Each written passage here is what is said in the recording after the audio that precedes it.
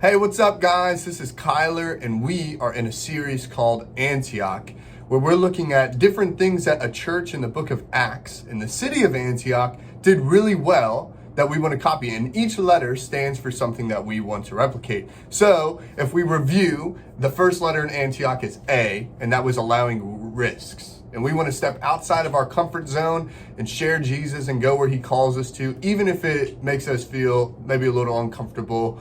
And then N was numerous life change. And in the book of Acts, we learned that the Antioch church saw tons of people turn away from their old ways and start following Jesus. A lot of people, and we want to have that same thing at Grace.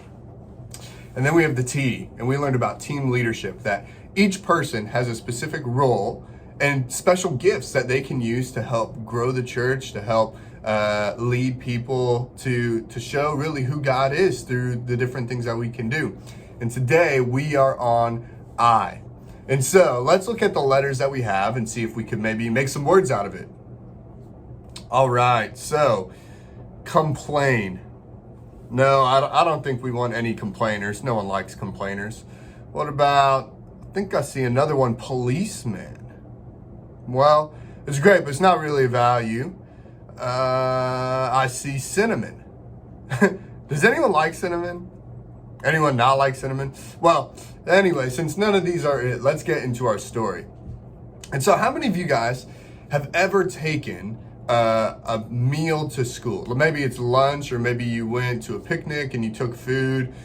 Well, sometimes we pack our lunches, and there are different things that we pack on our lunch. And today I was thinking of this story about a person who packed their lunch and God used it in an incredible way. So we are going to be in John chapter 6, verse 5 through 14. So let's read. It says, Jesus soon saw a huge crowd of people coming to look for him. Turning to Philip, he asked, "Where can we buy bread to feed all these people?" He was testing Philip, for he already knew what he was going to do. Philip replied, "Even if we worked for months, we wouldn't have enough money to feed them." Then Andrew, Simon Peter's brother, spoke up. "There's a young boy here with 5 barley loaves and 2 fish. But what good is that with this huge crowd?" "Tell everyone to sit down," Jesus said. So they all sat down on the grassy slopes. The men alone numbered about 5,000. Then Jesus took the loaves, gave thanks to God, and distributed them to the people. Afterward, he did the same with the fish, and they all ate as much as they wanted. After everyone was full, Jesus told the disciples, "Now gather the leftovers so that nothing is wasted." So they picked up the pieces and filled 12 baskets with scraps left by the people who had eaten from the 5 barley loaves. Now, I don't know about you, but this is a big time miracle. This is huge. So Jesus, there's a whole mass of people. It says 5,000 men, which doesn't actually include women and children and kids. And so there's so many more people than 5,000, but they only counted the guys, all the men. And so there were 5,000. And then there was this one kid who had a lunch. He had what? 5 loaves and 2 fish. So he had 5 things of bread and 2 fish. And God, he gave thanks. He prayed over it. He thanks God for it, and then sent it out. He sent the disciples to pass out this food, and it came back when everyone was full to bring back the remaining amount. Now that is a crazy miracle. Like, I'm sure maybe you guys have been like, you've gotten a snack before, and they're like, "Hey, don't eat it all. You got to save it." Maybe it's like some goldfish, and they're like, "Hey, this is your snack. You can only eat a little bit of it. Like, save it for the end." This says that they ate and they were full, and then they went and there was still stuff left over. So maybe let's see if we've solved maybe our scrambled words. Let's look. Oil camp. No way. I don't even know if that's a thing. Let's try again. Elimination. Well, Jesus definitely eliminated their hunger, but I don't think that's the church value. But I am seeing another word. Multiplication. Multiplication. I think that's one of our words. You know, multiplication is like math. So we have addition, where we add 2 things together. So if I had 1 and 1, I put it together, that's 2. Or say I have 4 and 2, I put it together, it's 6. But multiplication is like doubling things. And so say I have 2 and I want to multiply it by 3. That's actually 6.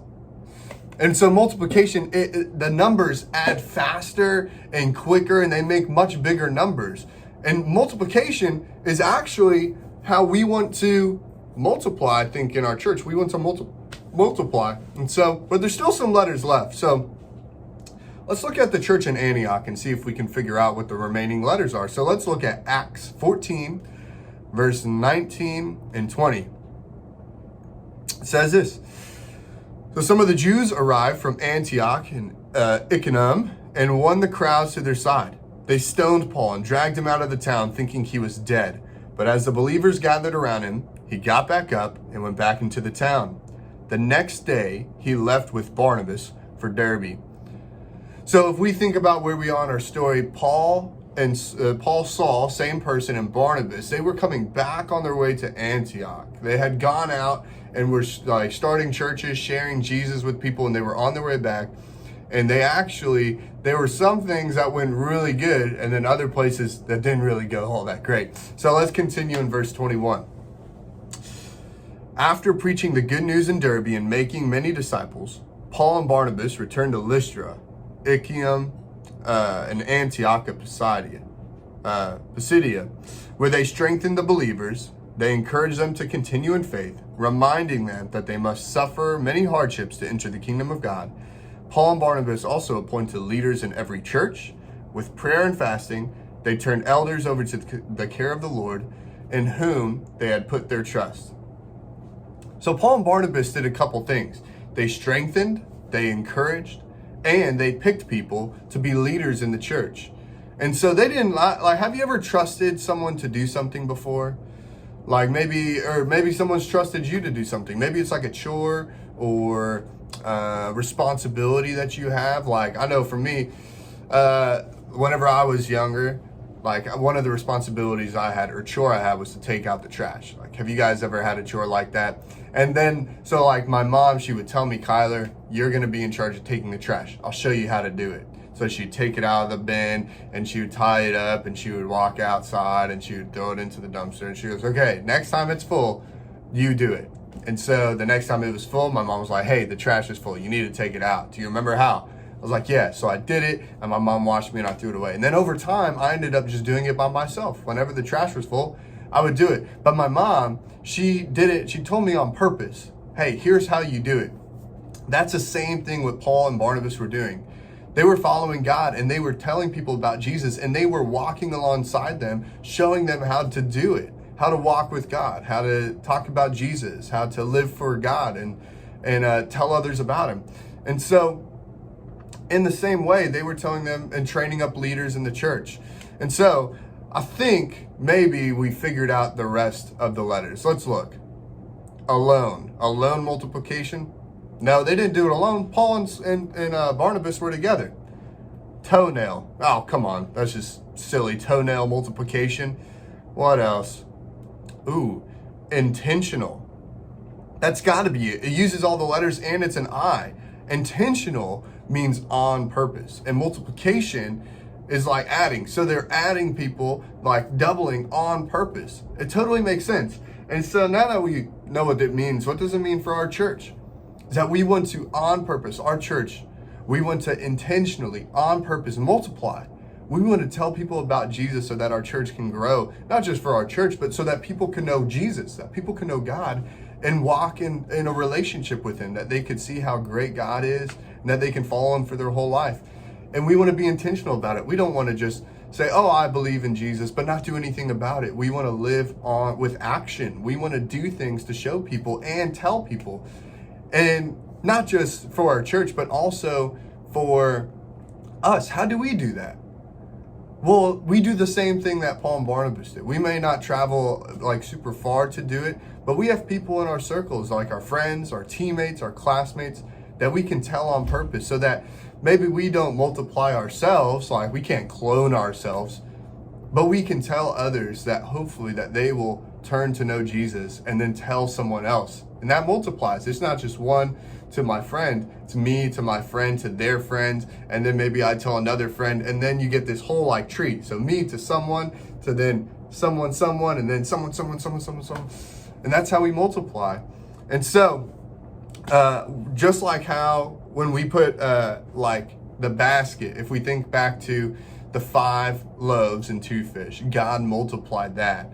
And we want to do the same. So pray that God would multiply our church, that God would multiply believers, and also that God would help us and give us courage to be intentional about multiplication, about telling others about Jesus. See you next time.